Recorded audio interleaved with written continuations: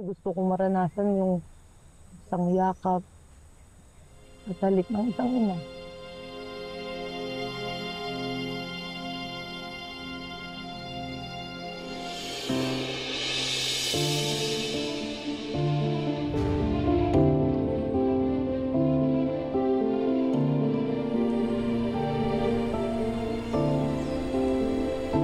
Nakapag-file na ako ng petition natin sa korte. So, hinihintay na lang natin ibaba yung preliminary injunction o yung order ng pansamantalang pagpapatigil doon sa construction sa project sa Darita.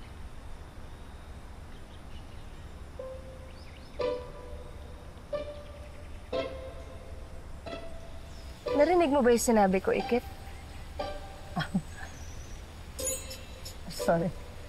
Sobrang bilib lang kasi ako talaga sa'yo. Imagine mo, ikaw lang pala yung naantay namin para umusad yung kaso ni tatay. Kasi sabi sa akin ng ibang lawyer dati, nakulang daw at hindi sapat yung ebidensya na meron ako. You're welcome. Pero just to be clear, separate yung cases ng pagkamatay ng tatay mo tsaka yung sa community nyo, ha? Gets ko naman na ang hinahabol ko lang dito sa kaso ni tatay si Tita Rica at saka si Angela. Tapos dun naman sa about sa lupa, nakakalungkot pero talaga madadamay yung Smith, yung pamilyang Smith, di ba?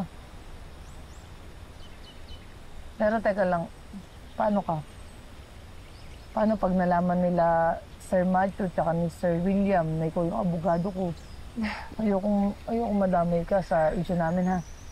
Ay nako, wag mo nang alalahanin yan. Ako nang bahala mag-explain sa kanila. Okay? Pero may curious question lang din ako sa'yo. Hindi ba awkward for you na nagiging close ka sa family ni na Matthew knowing na sila yung rason kung bakit nangyari yan sa community niya? Iya. Sa atin lang to, ha. Wala man sanang iba makakaalam. Pero nag-apply lang talaga ako dito sa resort na to para magmanman sa mga plano nila Mr. Smith at saka ni Tita Rica. Hindi ko naman akalain na mapapalapit talaga yung loob ko sa kanila. Hindi ko rin alam na sobra sila maging mabait sa akin. Sila, Sir Matthew, si Miss May, tsaka si Drew. Pero nagigilty rin naman ako eh. Sorry, Ikit, ha? Magda-devil's advocate lang ako. What if yung pagiging nice sa'yo ng family nila Matthew ay way nila yon para hindi mo na sila kalabanan? Para pag nagkaroon ka ng utang na loob sa kanila, ita-drop mo na yung charges against them. Ibig sabihin nun, wala nang kakalaban sa kanila doon sa resort casino na pinapagawa nila. Gets ko naman, nagiging close ka na talaga sa family nila Matthew.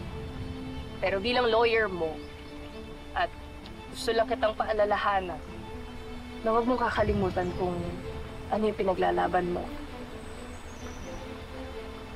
Hindi mo naman siguro kayang i-betray yung community mo just for the sake of your personal relationships, di ba?